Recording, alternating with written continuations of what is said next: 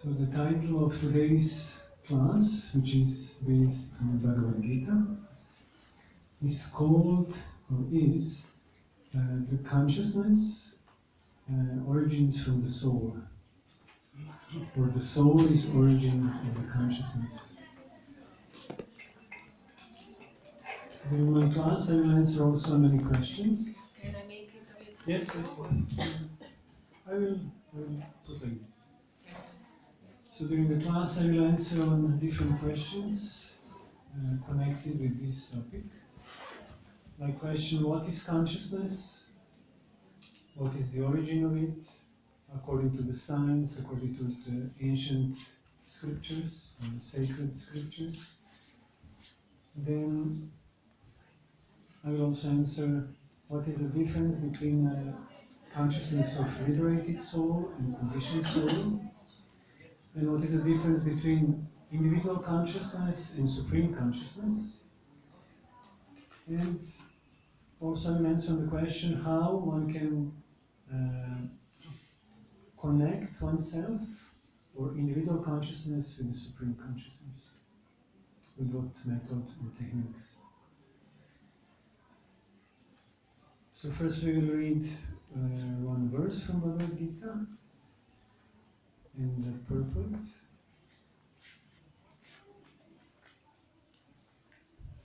Please repeat after me. Om Namo Bhagavate Vasudevaya.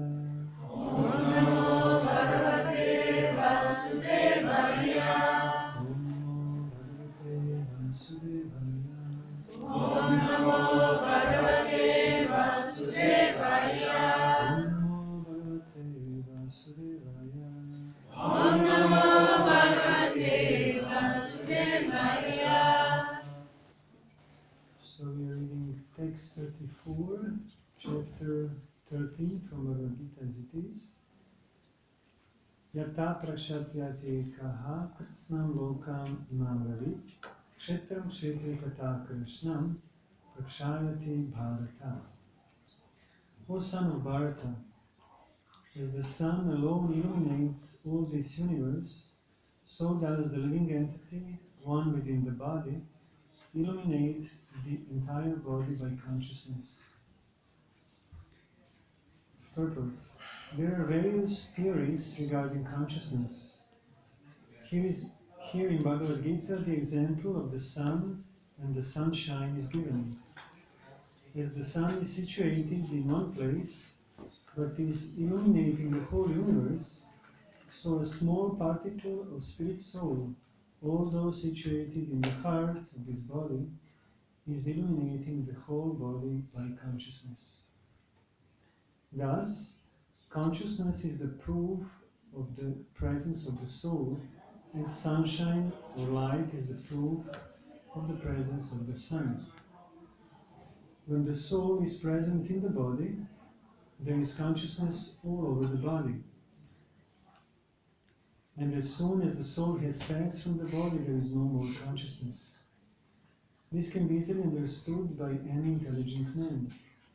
Therefore, consciousness is not a product of the combinations of matter.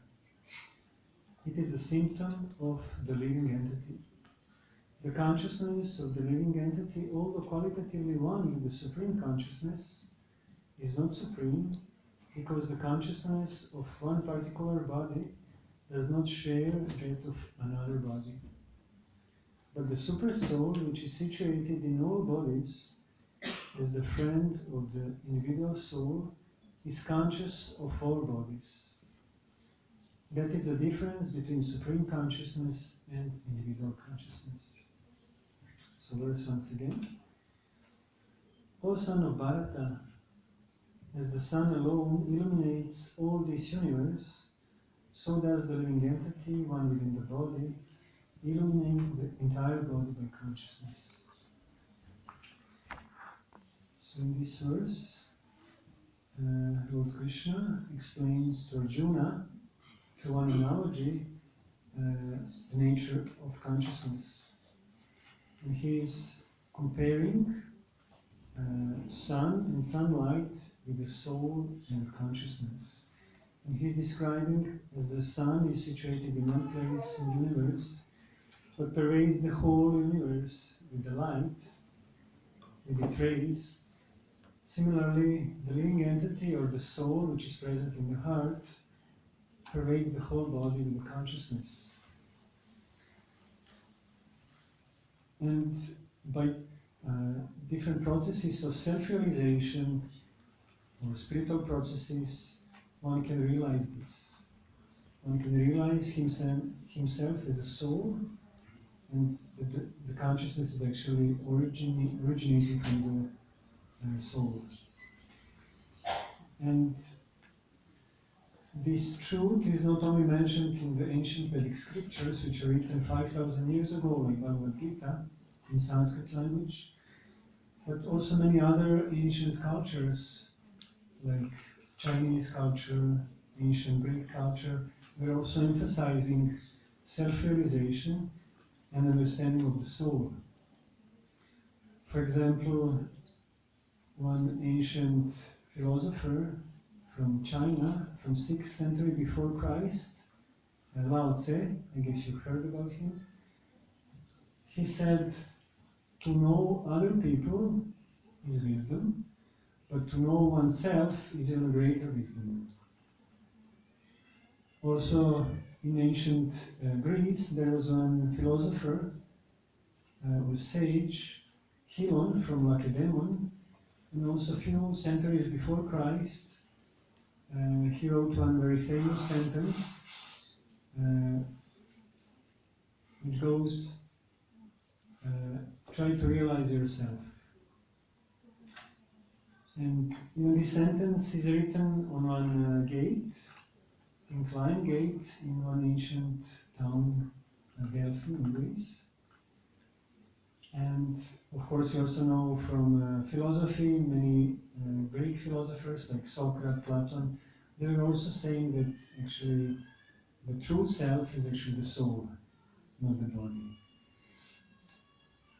And even Plato also wrote that the soul existed before birth, and that after death the soul also exists. Also in the Vedas, there are many sentences in connection with this point. For example, one of the famous scriptures, theological scriptures of the Vedas, Vedanta Sutra, says in the first verse, Natato Brahma Jigyasa. That means now, in a human form of life, is time to inquire about the absolute truth, to inquire about the self and God.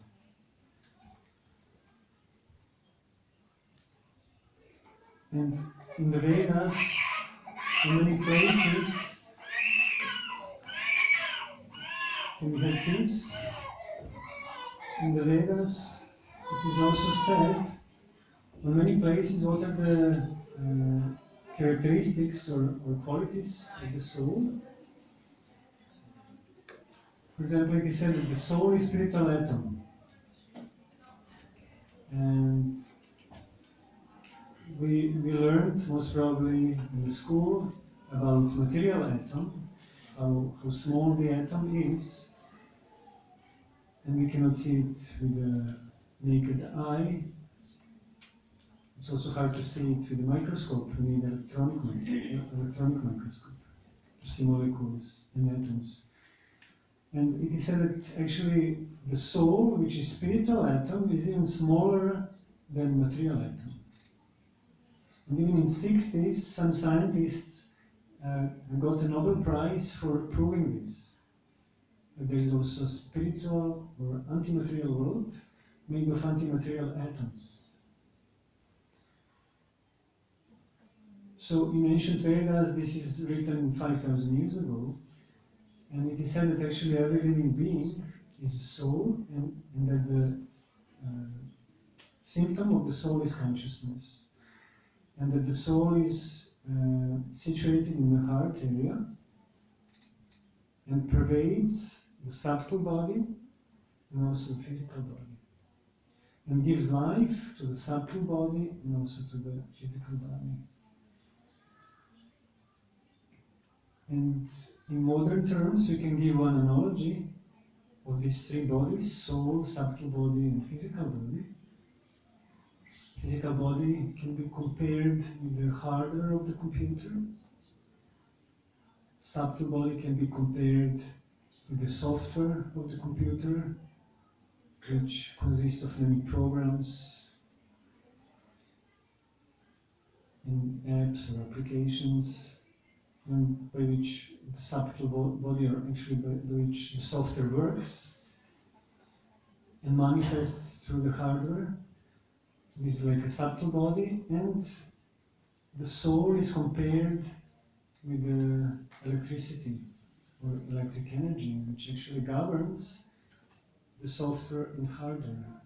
Without consciousness, subtle body and physical body cannot be alive, according to the Vedas. And according to Vedic psychology, subtle body has different layers. One layer is vital energy, then a little bit higher or deeper layer is manas, or reactive mind,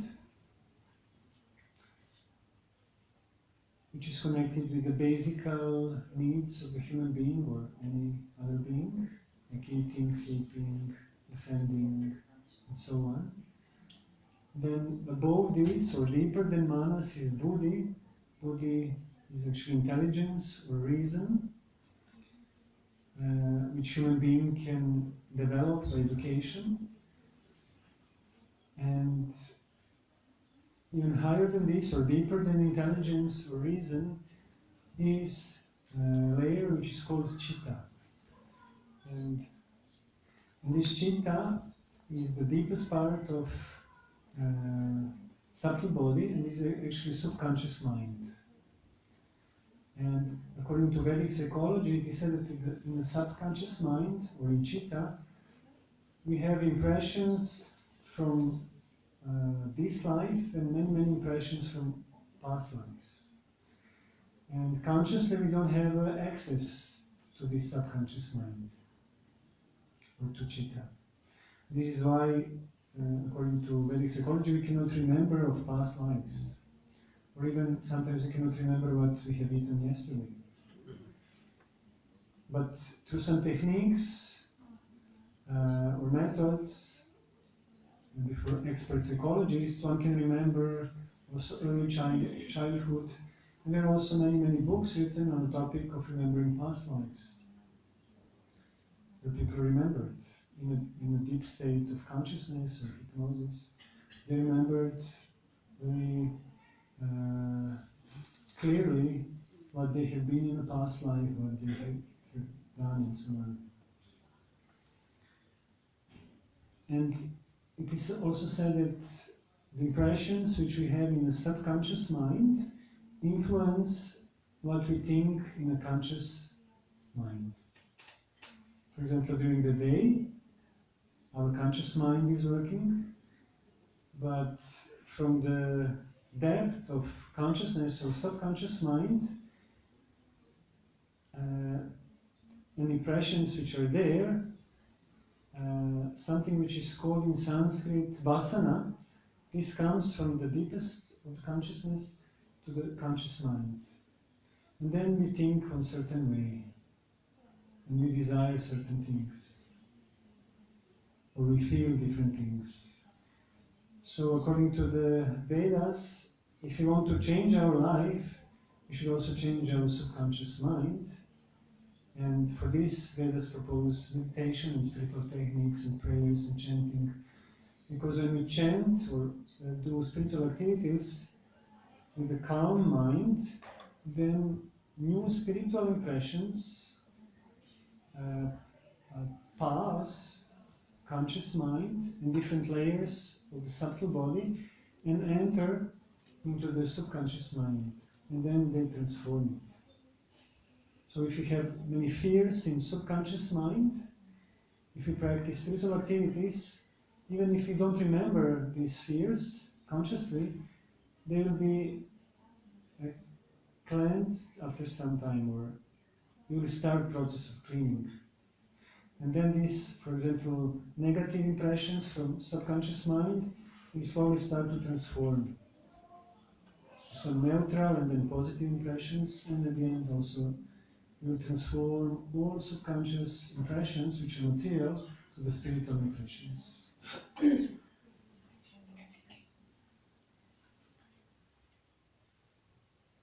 Then there is also a question, what is the difference between pure consciousness and conditioned consciousness? Because it is said that pure consciousness is spiritual, and that the soul has originally pure consciousness. And that consciousness is full of spiritual happiness, full of knowledge.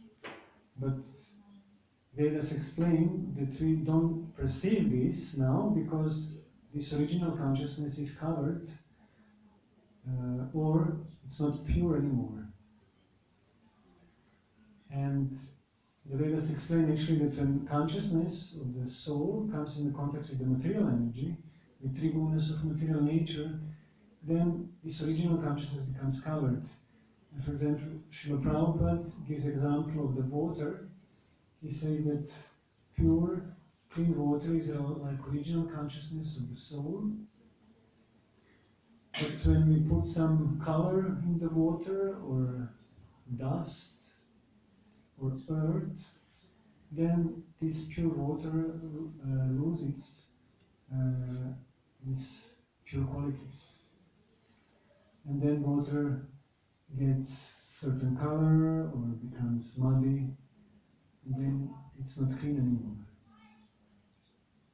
So similarly, it's explained that the spiritual world and God is like a big fire, and that the soul is like a spark in the fire. And if spark jumps out from the fire on the wet ground, the spark will lose its fiery qualities. So similarly, when the soul goes out from the spiritual dimension and falls down into the material dimension, into the material world, and gets certain body, human, animal body, or any other type of body, then his original consciousness becomes covered and colored with different gunas, or qualities of the nature. And in Vedic psychology, the subtle body is connected with also different energetic centers called chakras, and these are like organs of the subtle body. And people who know also something about Ayurveda or ancient Indian medicine, they also know that there are 7 main chakras and also many other smaller chakras. And these chakras are connected with different levels of consciousness, from the first or the lowest to the 7th or the highest. Or even there are some higher chakras, but these are 7 chakras in the body. And it is said that when a person leaves the body, or when the soul leaves the soul leaves the body to some of these chakras or energetic centers. And the level of leaving the body depends on the level of consciousness of the person. So if we elevate our consciousness during the life, we will leave the body from some higher chakras. And then our next destination will be very bright. And opposite, if someone cultivates bad habits, he's violent, and cultivates bad behavior toward other people, like the criminals are doing, then their consciousness actually is degrading and goes down and down. And then when this soul leaves the body, it lives very low. And then the destination of such a soul is not very bright.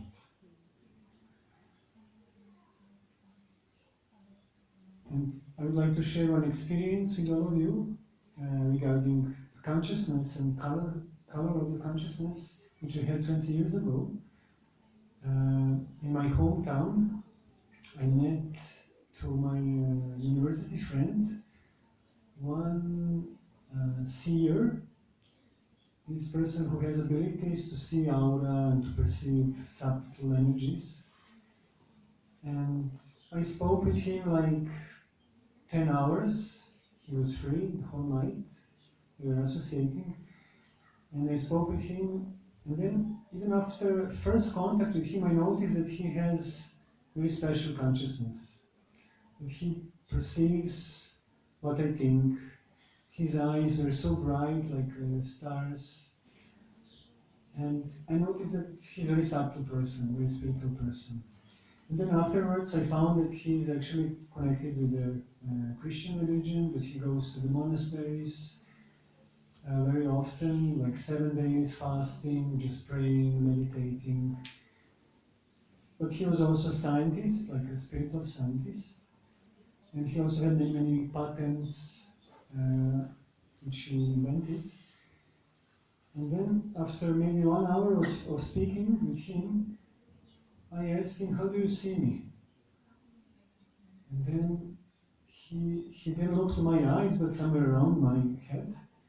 And then he said, "Well, you are colored with the blue and light green." And then I asked him to explain to me a little bit about this, and then he explained how actually people have different vibrations which are colored differently, and this is connected with their level of consciousness. And then we continued to speak, and mostly I was asking him different questions, and then he was answering. And then I noticed how actually my consciousness goes up because I was receiving his association. And somehow intuitively I knew that he's much higher. And then I tried to be humble and then ask him. And then after maybe a few hours of talk, I asked him, "How do you see me now?" And then he said, "Similarly, but you have also a lot of violet color in the consciousness." And then I concluded immediately that actually this is his color. And I was just receiving it. And then, we continued our talk. And I was very much impressed with his teachings at the time. And even he was, like from Christian tradition, he was speaking with me about totally like universal truths, spiritual universal truths. And in connection with this story, I would like to mention one analogy. This analogy is connected with one warm spring in Yellowstone Park from US. I think many of you have seen this spring. It's very known, maybe you have seen some pictures of this. It's one warm spring which has a temperature of 90 degrees, and spring is in the middle, and it's around is like a big lake, and in the middle the color of the lake is dark blue, and then toward the surface or side of the lake, like not so deep, there is a light blue color, like a ring of light blue color, and then a ring of green color, and then yellow, and then orange, and near the lakeside is red color. And then I actually connected this as something which is present in the nature with the levels of the consciousness according to yoga psychology. And it is said that when someone has very deep consciousness, his consciousness is connected with these colors like deep blue or violet and so on. And when someone has a consciousness which is not so deep, which is very bodily, then his consciousness is colored with the red or orange and so on.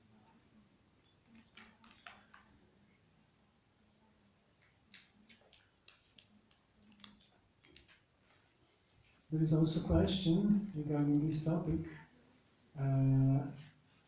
how does modern psychology and science explains the origin of the consciousness? I guess many of you read also many things about this. And I found two directions in the modern psychology or science. One explains that the origin of the consciousness is due to chemical processes in the brain, in the nervous system. And also one lady who was studying psychology in my hometown, she also told me that she studied like this. So the consciousness is product of chemical processes in the brain. And then when body dies, actually when heart stops to pump the blood into the brain and other cells, then the brain also does not work, and then there is no more production of consciousness in the brain cells. This is one explanation which modern science gives.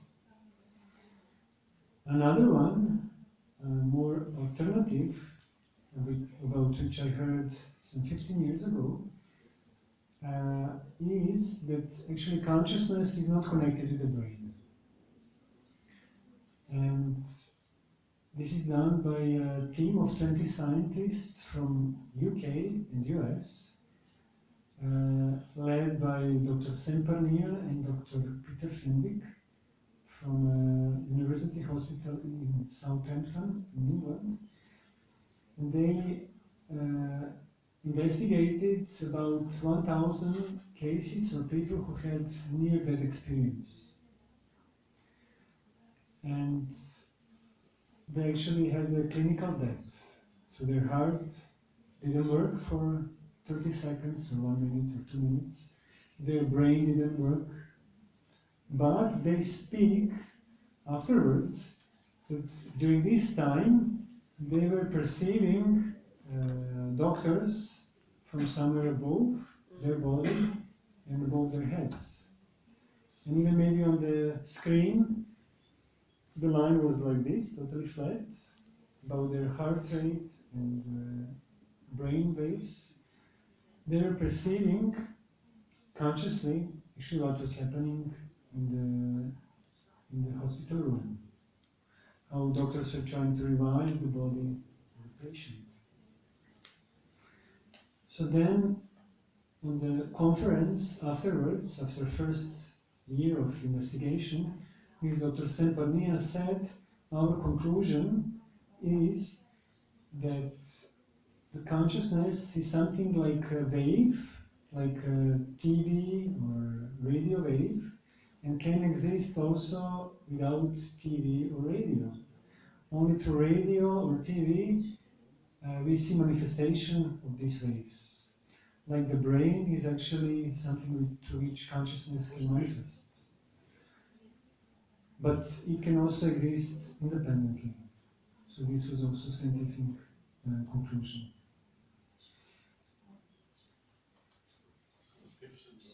Then,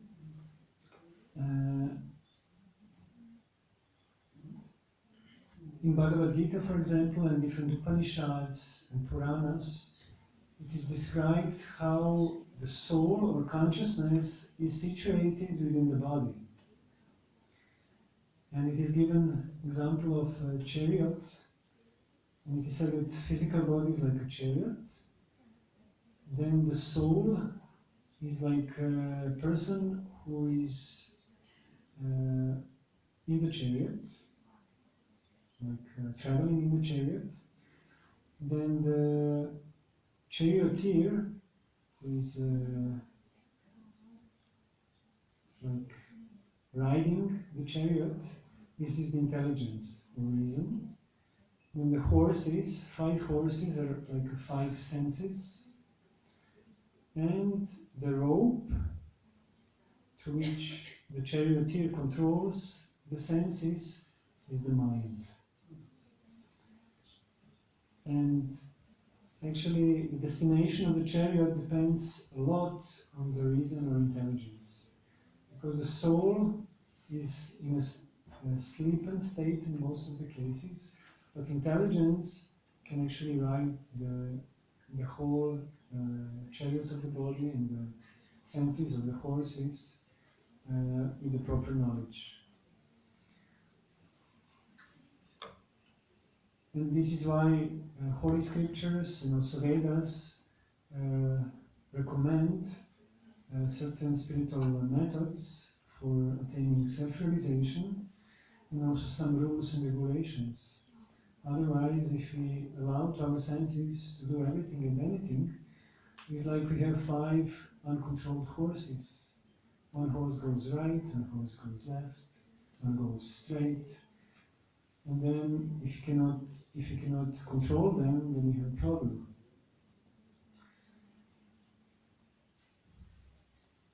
So this is also something which is connected with this topic. And the second topic is what is the difference between individual consciousness and supreme consciousness.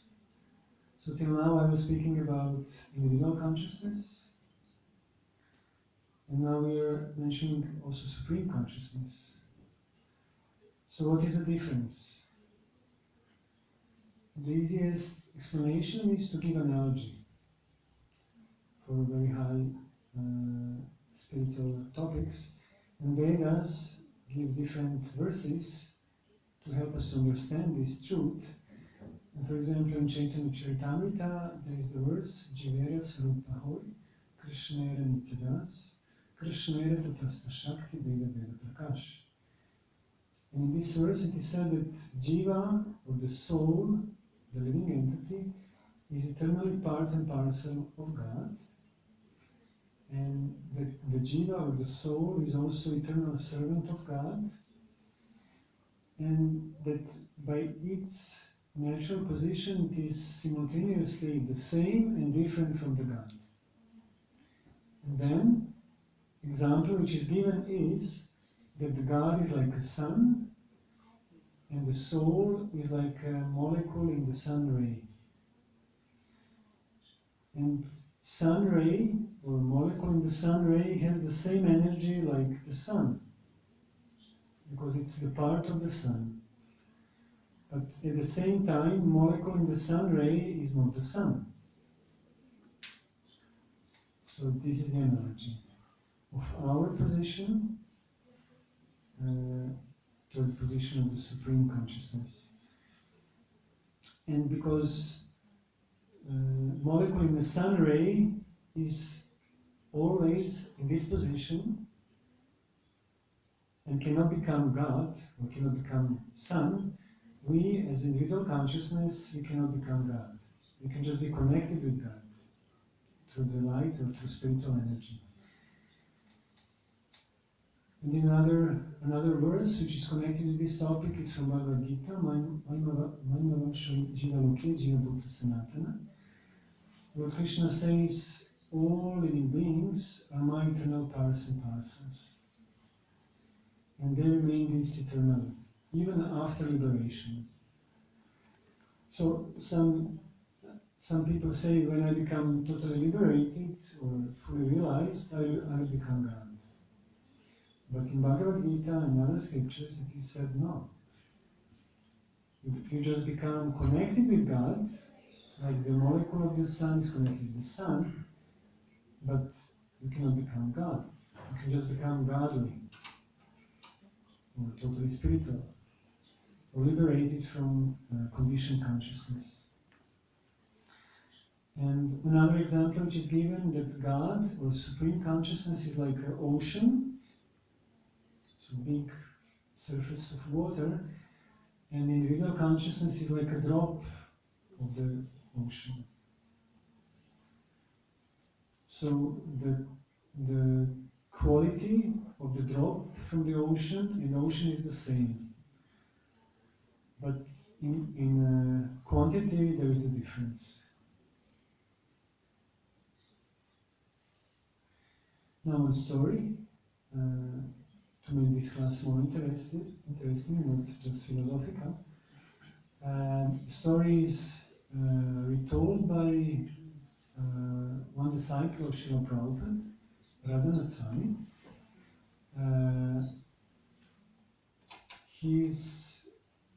born in US, but when he was 20 years old, he traveled to Europe and then from Europe to India in a search for a spiritual master and spiritual process which he will follow and practice.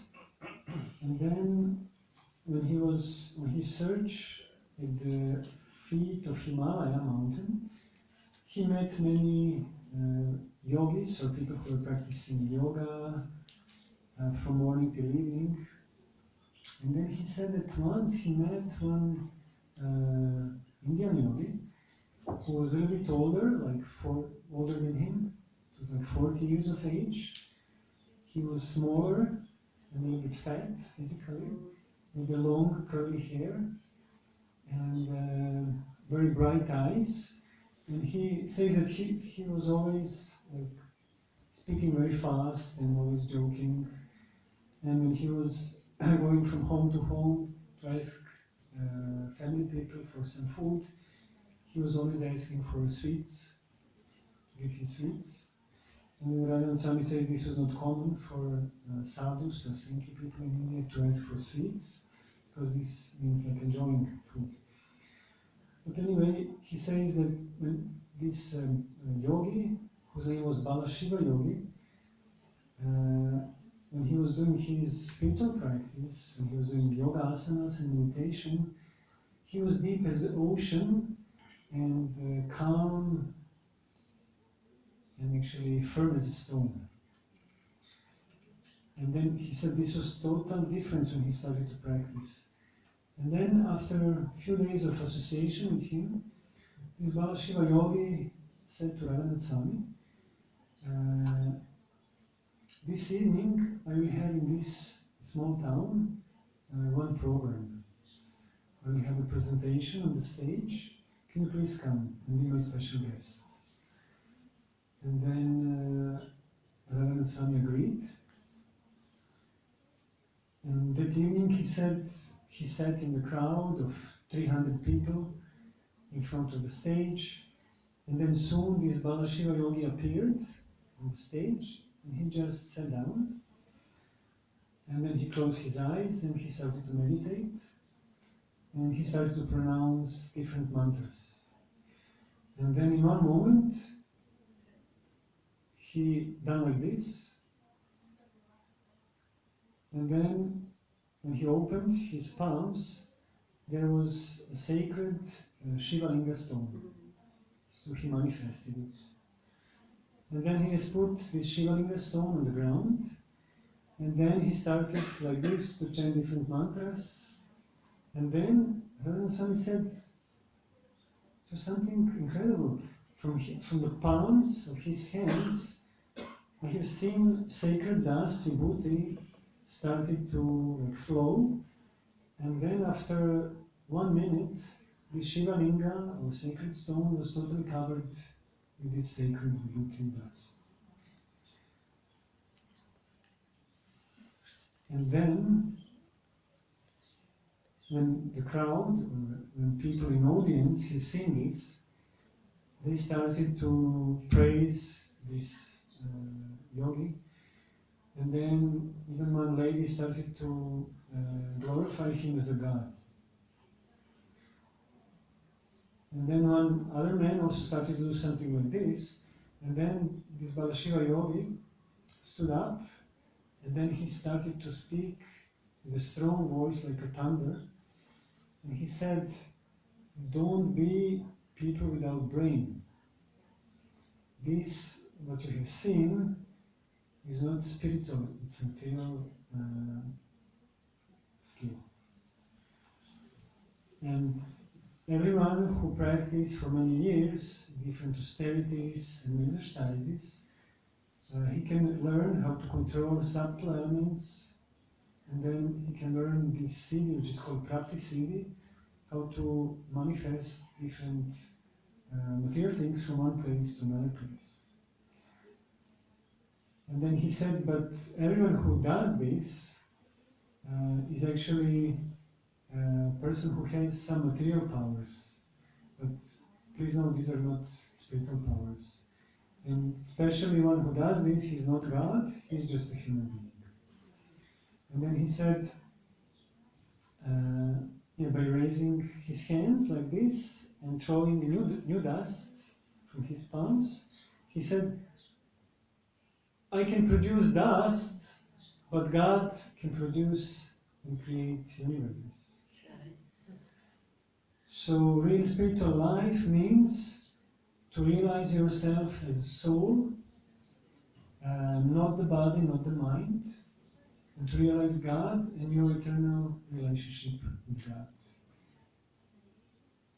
And then he finished his presentation, and then he approached again to Radhanath Swami after some time, and Radhanath Swami was very pleased,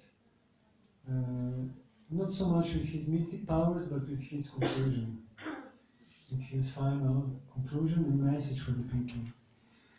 And then Radhanath Swami said, and then because I was so grateful, this Balashiva Yogi again closed his eyes, he closed his palm or hand, and then when he opened it, he manifested Rudraksha prayer bead.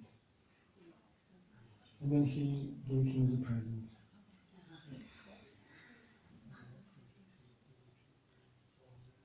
So this is also one story connected with the difference between individual consciousness and supreme consciousness. So the God, supreme consciousness, can produce universes or create universes, while individual consciousness can just create maybe some stones and some praying beads and so on.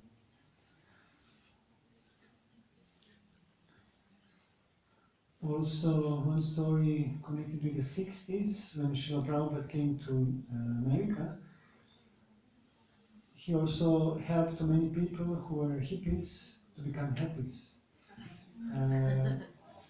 to leave using of drugs, and cigarettes, and drinking alcohol. They started to adopt very, very pure and good habits in their lives, and they became pure, and they started to develop love for Godhead through this practice. And then at that time there was also there were different teachers from India who had also disciples, and there was also one yogi who had mystic powers. He was also able to manifest different things. And then disciples of him and disciples of Prabhupada arranged their meeting, and then they had a conversation, and then this mystic yogi, he manifested something, and then he asked Prabhupada, can you also do something like this? What kind of powers you have? And then Prabhupada said, well, do you see these people here? These disciples of mine? And then this mystic yogi said, yes, I see. So all of them were just drunkards, drugetics, with low standard of life. And now you see them, they look like a saint. So this is my mystic power.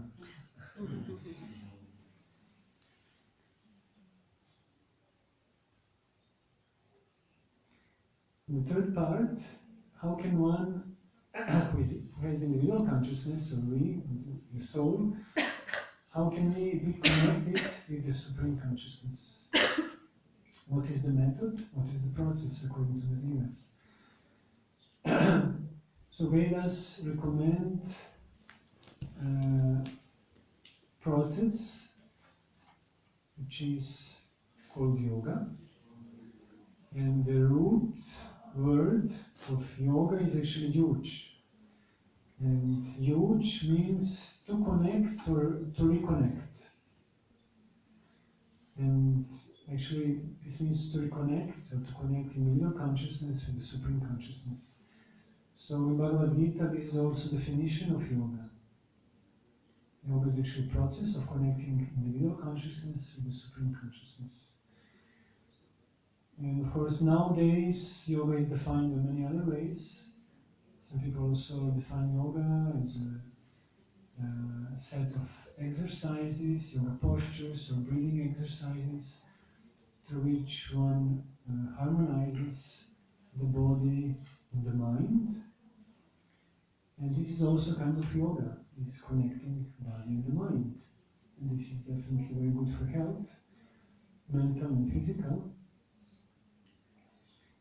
And there are also many other definitions of yoga, but the more important is to say that there are actually different kinds of yoga. In Bhagavad Gita, there are different kinds of yoga enumerated.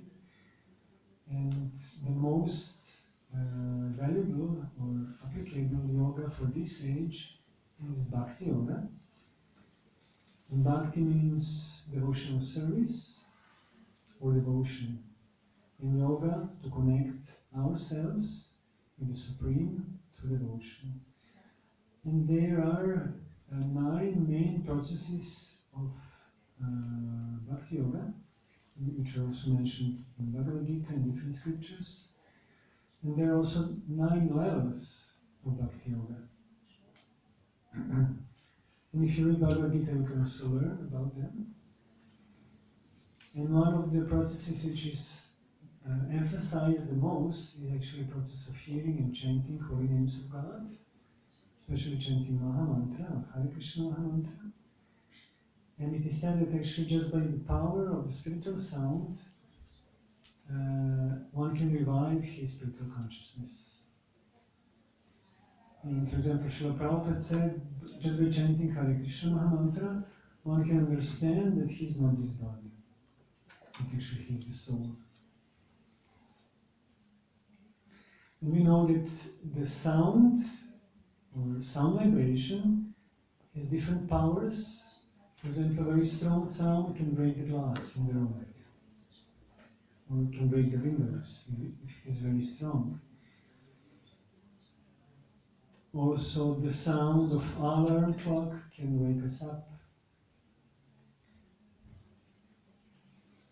And also it is said that sound differently transforms the matter. And some 15 years ago, in my hometown again, I was on the lecture of one famous scientist from Japan. His name is Dr. Masaru Emoto. And he wrote a book, The Message of the Water. And he was making many experiments how the sound differently influence the crystals in the water. And then one experiment was, for example, he took the same water from the same source in 2 glasses, and in one room he was speaking to one glass of water, I hate you, I hate you, I hate you, I hate you, I hate you, 3 times per day for 15 minutes for a few weeks. And then to the other glass of water, in another room he was speaking, I love you, I love you, I love you, I love you. And then he was freezing below zero both water, and then he was putting them below the electronic microscope.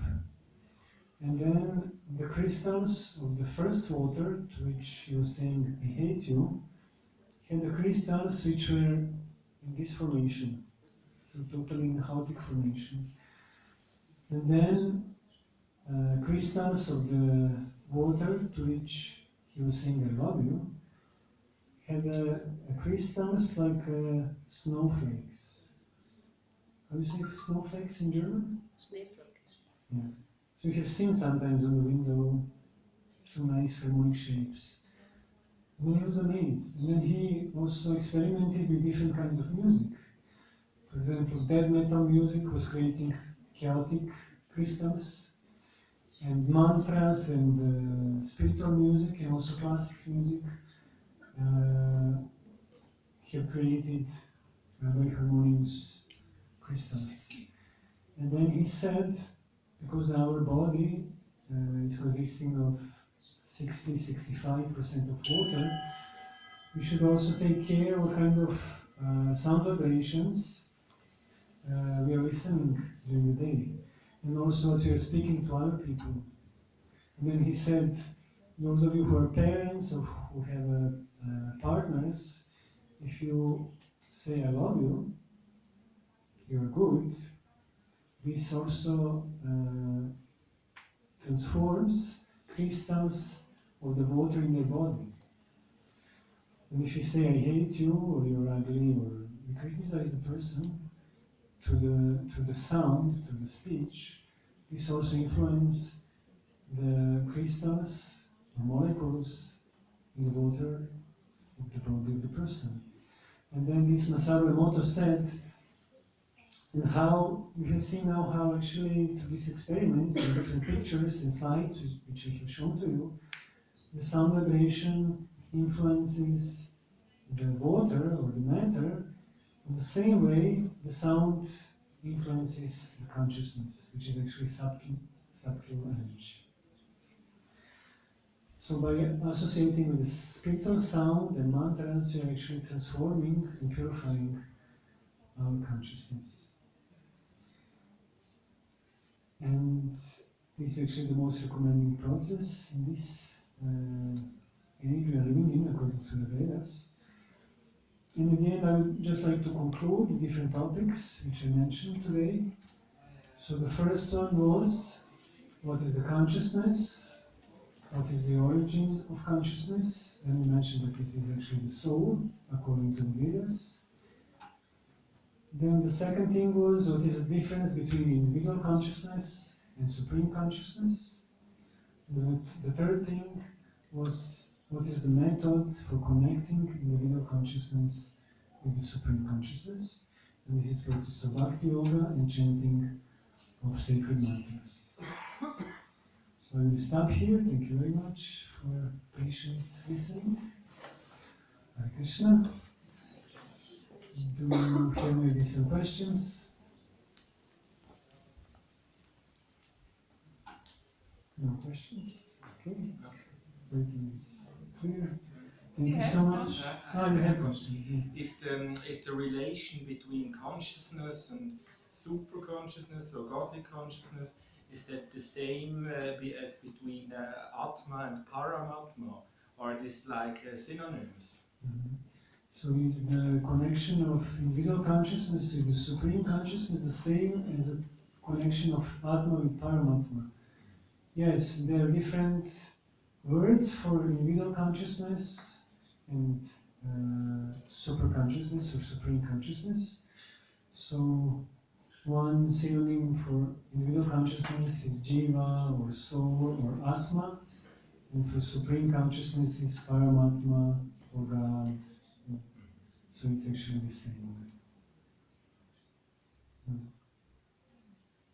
Okay, thank you very much. I have one question. I really liked that you were mentioning a few examples with those scientists, or that story of Radhanath Swami with that yogi, because that was very refreshing to hear this in the temple. You know, sometimes we tend to maybe only,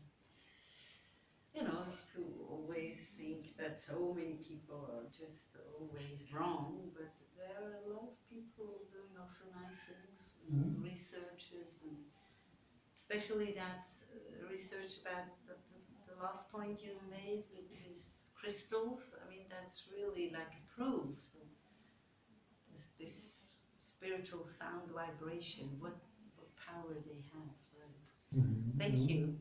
You're welcome. Thank you for your nice comment.